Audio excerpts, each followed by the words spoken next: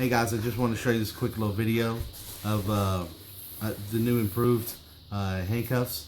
So without further ado, we'll scroll on down to the handcuff. So anyway, this is exploded view. I cut this out, of course, and I've got the spring activated and a little peg to stop it. So I'll go this way and I'll show you that it works. It catches each one of those.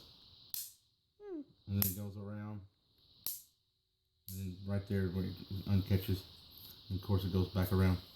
So I'll show you with it closed.